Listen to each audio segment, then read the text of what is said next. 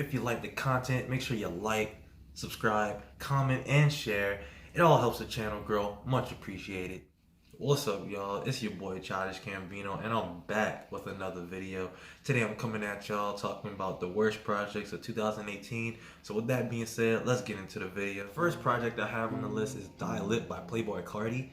And initially, upon my first listen to the album, my dislike for it was very clear.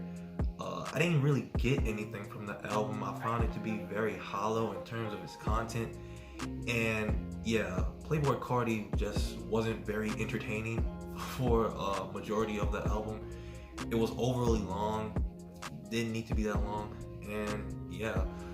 But it did have some good beats. It did have some nice moments with a couple songs, namely Love featuring Bryson Tiller. I thought that was a pretty cool song. But those nice songs with the great beats were like few and far between.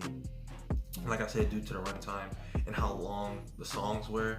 However, I noticed as I started to listen to the album more, I started to like the album, but I had to realize that I didn't really like the album because just the way that I consume music, if I want to listen to the songs that I like, I usually let the couple of songs that come before it play so I can get the songs that I like. So just off of repetition, repeatedly hearing those songs, I thought that I enjoyed them, but I really didn't. It was only the very few songs that I actually did like that I enjoyed. And yeah, I just didn't like the album.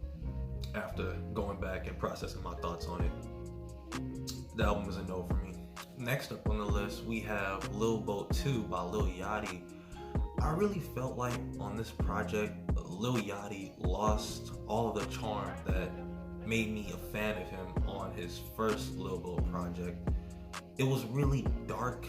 The production was really dark, and I felt like he was trying his hardest to actually rap when that isn't his strong suit at all.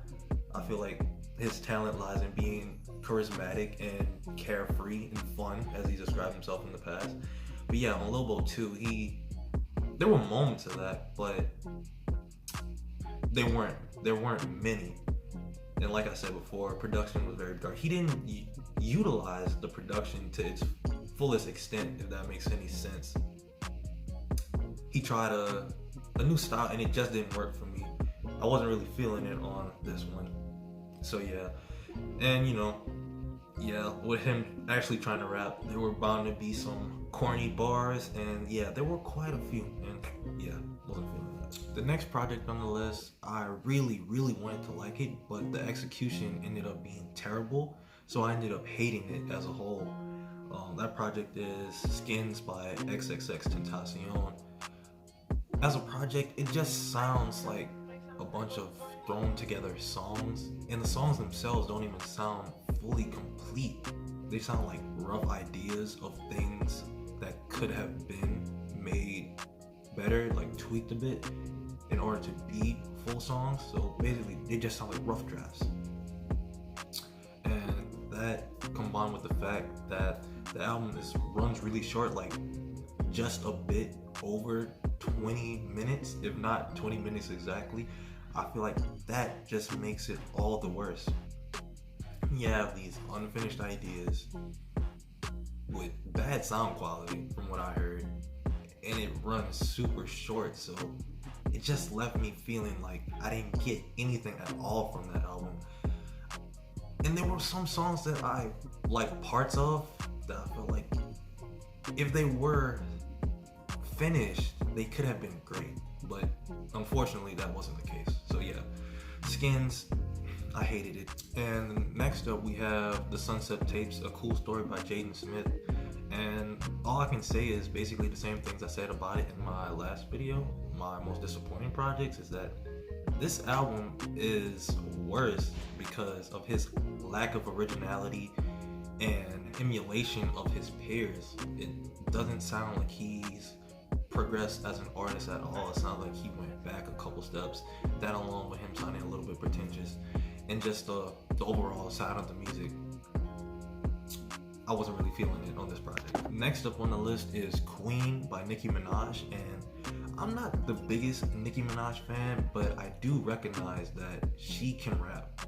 So with every new project, I try to come into it with an open mind, as I do with any other project. But yeah, I try to come into it with an open mind, hoping that she can wow me again without any preconceived notion of that I'm gonna dislike it or anything like that. However, that wasn't the case on this project at all.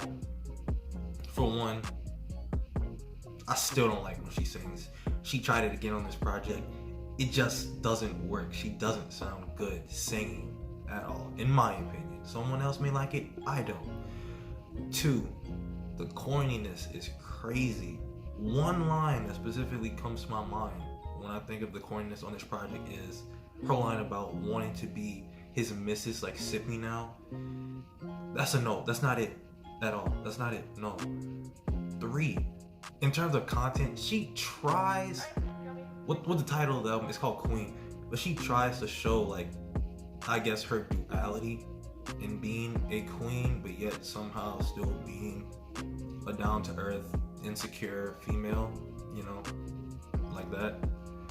And I get it, but obviously just it doesn't resonate with me. But I just don't feel it either, because listening to Nicki Minaj, she comes off as so confident and in your face at times on this album, and then it's just day and night when she's talking about the softer side of her, you know, and her insecurities. It's a very stark contrast right there. So yeah. Next we have Quavo Huncho by Quavo of the Migos, and all I have to say about that is expose him! Expose him! On this project, Quavo really showed why he needs Offset and Takeoff around him when they're the Migos, because all of his shortcomings are on this project. He still can do his thing, you know, make a hot track, but by himself, with the spotlight on him, you really see his shortcomings, his lack of content, his lack of entertainment value, unless he has a feature on here. I honestly didn't find myself wanting to listen to this project anymore, or while I was listening to it, it was a chore, honestly. Nor did I pull anything away from it content-wise. The production was cool, I won't lie. The production was cool, but the production can't always carry a project. So yeah, I just felt like Quavo's was really exposed on this project. The next project on this, the final project on this list, is Total Xanarchy by Lil Xan. I don't know why, but for some reason I was really excited to listen to this project when Lil Xan announced it. I had heard Betrayed and I was like, okay, he has some potential. The song may not be the best, but it's pretty catchy. So I decided to give him a chance. I heard this project though, and I started to question myself, like, why? Like, really, why? I don't know why he put this out, but it is extremely bad. For one, he sounds like he's putting the least amount of effort into what he's saying. He sounds lazy, sleepy. Just two of the things that come to mind when I think about his performance on this. His mumbling is almost inaudible. Like, he really takes mumble rap in the most literal sense of its meaning. He really mumbles. The songs are extremely repetitive, and the content is very basic. I find myself not caring about it at all.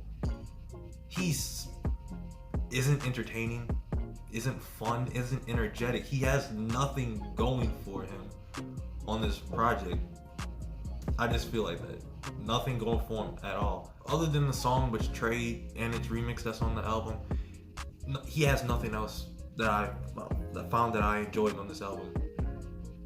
So yeah, this is the worst album project of the year undoubtedly. So yeah, that was my worst projects of 2018 list.